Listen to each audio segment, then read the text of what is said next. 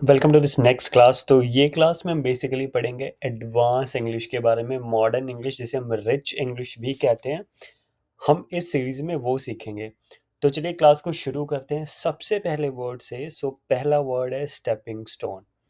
बहुत इंपॉर्टेंट, बहुत common word है उन लोगों के लिए जो अभी अपना करियर बना रहे हैं या बनने वाला है या कुछ बड़ा करने वाले हैं। ये वर्ड बहुत इंपॉर्टेंट है, आपको ज़रूर आना चाहिए। मैं बहुत यूज़ करता हूँ स्टेपिंग स्टोन, मतलब कोई भी एक्शन या कोई इवेंट जो आपको हेल्प करेगा आगे आपके गोल की तरफ बढ़ने के लिए। एग्जाम्पल लेते हैं, आपने एक डांस ऑडिशन दिया, आपको लगता है कि आप वो ऑडिशन क्लियर करके टीवी पर परफॉर्म करेंगे एंड उसके बाद आपको रिकॉग्नाइजेशन मिलेगा एंड आपको और चांसेस मिलेंगे। वो आपका हो गया स्टेपिंग स्टोन। रोडीज के ऑडिशन, स्प्लिट्सविला, इंडिया में काफ़ी dance shows, music, reality, acting shows आते हैं। ये सब चीज़ें उसी तरह जैसे मिस्टर इंडिया, मिस इंडिया। ये सब एक स्टेपिंग स्टोन है। तो कोई भी वो platform, chance, opportunity, action, event जो आपके लिए बहुत बड़ा एक टर्निंग पॉइंट बनेगा, उसे हम स्टेपिंग स्टोन कहते हैं। तो ये बहुत इंपॉर्टेंट वर्ड है जो हर किसी को आना चाहिए। एग्जाम्पल देखते हैं, स्टडी और जॉब अपॉर्चुनिटी। एग्जाम्पल के लिए स्टडी का अपॉर्चुनिटी हो सकता है, जॉब अपॉर्चुनिटीज हो सकता है, कोई हॉबी को लेकर, कोई स्किल को लेकर, कोई ऑडिशंस को लेकर, कोई बिजनेस आइडिया को लेकर, कोई इन्वेस्टमेंट को लेकर, कुछ भी हो सकता है। एग्जाम्पल्स दो तीन देखते हैं, आपको ये भी क्लियर होगा। If I get this job, अगर मुझे ये जॉब मिल गया, then I have full faith. तो फुल फेथ का मतलब पूरा भरोसा। तो मुझे पूरा भरोसा है दैट कि it will turn out to be stepping stone for me, ये मेरे लिए एक स्टेपिंग स्टोन साबित होगा। तो जैसे मैं एग्जांपल के लिए बताता हूँ कि अभी जैसे रिसेंटली मुझे एप्पल से कॉल आया, तो मेरा इंटरव्यू था। तो उन्होंने मुझे ईमेल सेंड किया, सो मुझे 1 साल लग गया ये प्रोसेस में। तो मैं ऐसा कह सकता हूँ कि क्यों जाना चाहते हो, तो मैं कहूँगा कि दिस इंटरव्यू और this opportunity could be a stepping stone for me. एक और example, coming to Canada was a stepping stone for me. तो मतलब मैं कह सकता हूँ कि जैसे मुझे मेरे फ्रेंड्स ने पूछा आप कनाडा क्यों आए, आप यूरोप क्यों गए थे, तो मैंने कहा कि मुझे लगा कि वो मेरे लिए एक स्टेपिंग स्टोन होगा। तो मैंने ऐसे बोल सकता हूँ, या जैसे काफ़ी बच्चे अभी इमिग्रेंट्स या जो यूएस, ऑस्ट्रेलिया जाना चाहते हैं, तो वो कह सकते हैं कि I believe that going to Canada और studying in Canada could be a stepping stone for me. एक और example, switching my school from state to national board was a stepping stone for me. तो जैसे मैं पहले state board में था, उसके बाद मैं नेशनल बोर्ड में मैंने अपनी स्टडीज़ कंप्लीट की। आई वुड से, क्योंकि मैंने बहुत बड़ा चेंज नोटिस किया, तो वो मेरे लिए एक स्टेपिंग स्टोन बन गया। तो ये एक कॉन्शियस एक्शन भी हो सकता है, अनकॉन्शियस या सबकॉन्शियस एक्शन भी हो सकता है। जैसे कई बार कुछ इवेंट्स आपकी लाइफ में होते हैं और वो आपकी ज़िंदगी बदल देते हैं पॉजिटिव वे में, तो वो आपके लिए स्टेपिंग स्टोन बनकर, जिसे हम टर्निंग पॉइंट भी कहते हैं। तो चलिए एक और last example, that audition was a stepping stone for me. तो वो ऑडिशन मेरे लिए एक स्टेपिंग स्टोन की तरह साबित हुआ। तो पहला word stepping stone, rich English, advance English में। दूसरा वर्ड सिंपल इंग्लिश में हम कहते हैं, अभी हम कुछ सिंपल सेंटेंस देखेंगे। सिंपल इंग्लिश में हम बोलते हैं I do not agree with this idea, या थॉट, या फिर बिलीव। एडवांस इंग्लिश में कैसे बोलेंगे, I do not subscribe to his thought process. तो सब्सक्राइब वर्ड आप बोल सकते हो कि सहमत होना, जिसका मतलब सहमत होना। कुछ भी, कोई आइडिया, कोई थॉट, कोई बिलीफ, कोई ओपिनियन, कोई स्ट्रेटजी, कुछ भी हो सकता है। चलिए तीसरा, बहुत हम सिंपल लैंग्वेज में अक्सर बोलते हैं I am very thankful to you, या to him, to my father. इसे रिच इंग्लिश में कैसे बोलेंगे, I am eternally grateful to him. Simple short sentence. थोड़ा सेंटेंस को एक्सटेंड करते हैं, पेरेंट्स के लिए या आपके टीचर्स के लिए या आपके रोल मॉडल्स के लिए जिन्होंने आपको लाइफ में बहुत सुधारा है, संवारा है या सिखाया है। तो आप कह सकते हैं I am eternally grateful for the wisdom and space my parent give me. थोड़ा सा कॉम्प्लेक्स लग रहा है, बट स्पेशली जो बच्चे आइल्स में जर्नल की तैयारी कर रहे हैं, 8 8 प्लस स्कोर करना चाहते हैं, तो वो please rich English, advance English के फॉर्मेट्स यूज़ करें। मैंने पहली बार एग्जाम दिया था, I score 8.5, second time 8 bands आए थे। तो मैं ये वाला पैटर्न फॉलो करता हूँ। ये उसमें से कह सकते हैं कि इसका 50% रोल है। उस पर एक पूरा डिफरेंट सीरीज स्टार्ट करूँगा, बट ये भी आप ज़रूर ऐड ऑन करें। एक और example, I sincerely pay my gratitude to all those people. आपको शुक्रिया अदा करना है उन सभी लोगों का जिन्होंने आपकी सहायता की। To my friends, family, teachers, fellowmates, classmates, colleagues who help me और प्रेड फॉर मी। तो ये मेरा फेवरेट है। मैं हमेशा, मैं कभी भी नहीं कहता आई एम थैंकफुल, मैं हमेशा कहता हूँ आप ये बोलिए आई एम इटर्नली ग्रेटफुल। ये सुनने में बहुत ग्रेसफुल लगता है, सुनने में बहुत अच्छा लगता है। ये आपकी बॉडी लैंग्वेज, कम्युनिकेशन स्किल्स और सिलेक्शन ऑफ वर्ड को बहुत रिफ्लेक्ट करता है। क्योंकि जैसे ह्यूमन लाइफस्टाइल, सिविलाइजेशन बदली है, बात करने का तरीका, लहजा इंग्लिश में बहुत बदलता जा रहा है, जिससे आपको अपडेटेड रहना है। तो चलिए इसमें एक और एग्जांपल, ये मैं फेवरेट है जो मैं हमेशा यूज़ करता हूँ। तो ऐसा काफ़ी बार हुआ है कि काफ़ी लोगों ने मेरी हेल्प की है, तो मैं हमेशा उन्हें कहता हूँ कि I will stay indebted to you my whole life. तो हम अक्सर हिंदी में कहते हैं कि मैं ज़िंदगी भर आपका कर्जदार रहूँगा इस एहसान के लिए, तो हम उससे इंग्लिश में ऐसे बोलेंगे, I will stay indebted to you my whole life and it is beyond repayment, कि मैं ये कभी भी इसका देन नहीं दे पाऊँगा। तो चलिए next example, it will good to me और माई लाइफ और समथिंग। तो आप कुछ भी कह सकते हो, I believe that it will do wonders to my life. तो आप सिंपल कह सकते हैं कि it will do good to me और माई लाइफ और समथिंग, ये कुछ अच्छा करेगा या इससे कुछ अच्छा हो जाएगा, ये करने से ये अच्छा हो जाएगा, वो करने से वो अच्छा हो जाएगा। तो इसे हम इंग्लिश में कहेंगे सिंपल में, it will do good to me और माई लाइफ और समथिंग।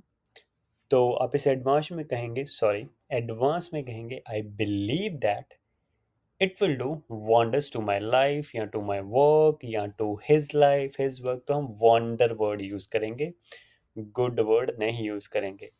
उसी तरह ऊपर हम ग्रेटफुल यूज करेंगे, थैंक यू नहीं यूज करेंगे। उसी तरह हम आई सब्सक्राइब यूज करेंगे, एग्री नहीं यूज करेंगे। तो चलिए नेक्स्ट पे आते हैं। अगर आपको ये क्लास बहुत इंटरेस्टिंग लग रही है, समझ आ रहा है, तो चैनल को प्लीज़ सब्सक्राइब करें एंड बेल आइकन ज़रूर दबाएं ताकि आप कोई भी क्लास या सीरीज मिस ना कर पाएं। सिंपल इंग्लिश में हम कहेंगे, I want to learn more and more life skills. थोड़ी सी मॉडिफिकेशन है, I want to pick up more life skills one after other. Normally interviews में आजकल पूछा जाता है कि आपके क्या प्लान्स है, शॉर्ट टर्म गोल्स क्या हैं, आपके लॉन्ग टर्म गोल्स क्या हैं। तो आप कह सकते हैं, I want to pick up more life skills one after other.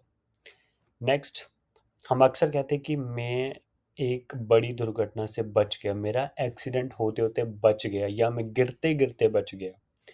तो इसको हम कैसे कहेंगे, I just escaped a major accident, या फिर I just escape falling from the staircase, मैं सीढ़ियों से गिरते गिरते बच गया। चलिए अगला देखते हैं, आई वॉज वेरी शॉक्ड। कैसे बोल सकते हैं, I was shell shocked. It was a very foolish idea. इसको कैसे बोलेंगे, इट वॉज शेयर फुलिशनेस या it was sheer foolish idea.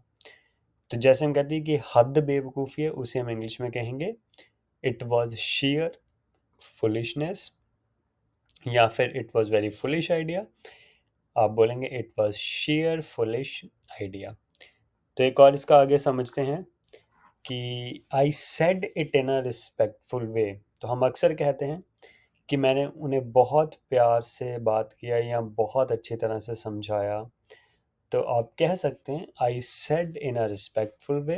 तो आप इसे कहेंगे I said with due diligence. तो क्या कहेंगे, ड्यू डिलीजेंस। नेक्स्ट आप कह सकते हैं कि उसने मुझे आधी रात को मैसेज किया। सिंपल इंग्लिश में कहेंगे he texted me at midnight. तो एडवांस इंग्लिश में कहेंगे he texted me at wee hours. He texted me at wee hours. तो चलिए नेक्स्ट पे आते हैं। सिंपल इंग्लिश में हम कहेंगे I have received a lot of bad comments on social platform. Advanced English, I have received end of backlash on social media. तो backlash का मतलब होता है criticism. Bad comments कह लो, एडवांस इंग्लिश में हम criticism कहते हैं, ये मेन वर्ड है। Next, we are trying without fighting with each other. So we are trying to live without fighting with each other. तो हम इसे एडवांस इंग्लिश में कहेंगे we are trying to live as cordial as possible. तो cordial word का मतलब होता है मिलजुल कर रहना। चलिए next word, sorry next statement. I want to learn French language and it will help me in future to get a good job in MNC में। इसलिए फ्रेंच लैंग्वेज सीख रहा हूँ ताकि वो मुझे हेल्प करेगा फ्यूचर में किसी अच्छी कंपनी में जॉब लेने के लिए। तो आप कैसे कह सकते हैं I wanted to add another language feather to my cap। तो यहीं पर कॉम्प्लेक्स स्ट्रक्चर शुरू हो गया जो हम आइल्स में यूज़ करते हैं कि आप रिच इंग्लिश एडवांस इंग्लिश बोलें। तो ऐड अनदर फैदर एक ईडियम है जिससे हम स्टेटमेंट बनाएंगे, थोड़ी सी कॉम्प्लिकेटेड है, बस ध्यान से समझे।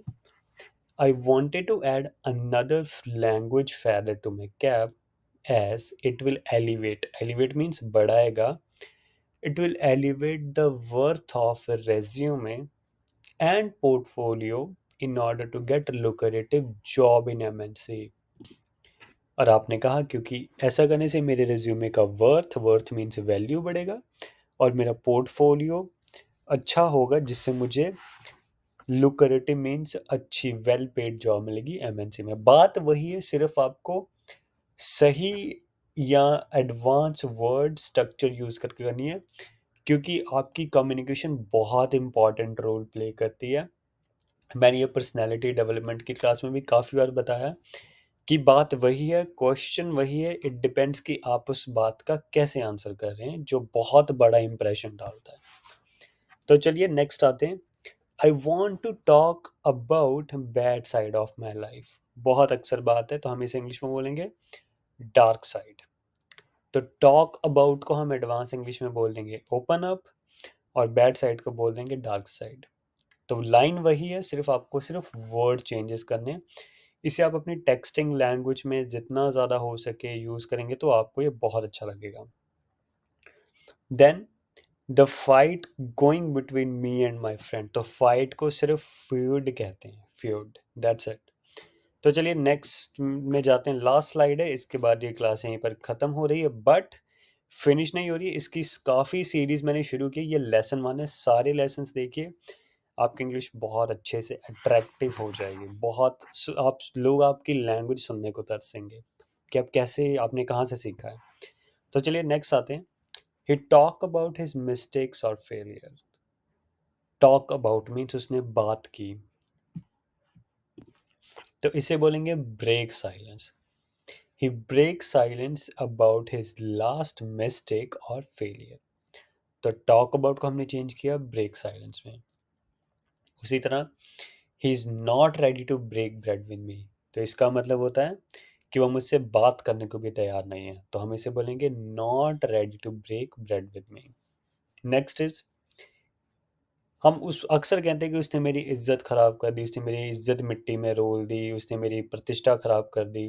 तो आप इसे कैसे बोलेंगे? आप इसे बोलेंगे he did character assassination to me या फिर he malign my reputation. That's it.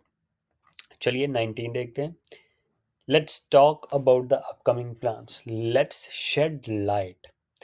Talk about, तो ऊपर हमने टॉक अबाउट कहा ब्रेक साइलेंस, तो इस टॉक अबाउट में और इस टॉक अबाउट में क्या फ़र्क है? बहुत फ़र्क है।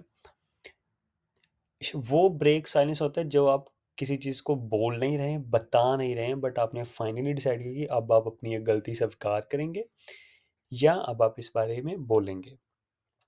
शेड लाइट होता है किसी चीज़ के बारे में और इन्फॉर्मेशन देना या फिर बताना। चलिए नेक्स्ट देखते हैं, last. He kept it secret for a long time. उसने काफ़ी समय तक ये बात छुपा कर रखी, तो आप इसे बोलेंगे he kept it under the wrap for a long time. So kept it secret को आप बोलेंगे kept it under the wrap. तो आज की क्लास के लिए इतना ही, मिलते हैं अगली क्लास में। चैनल को ज़रूर सब्सक्राइब करें और बेल आइकन ज़रूर दबाएं। Thank you very much.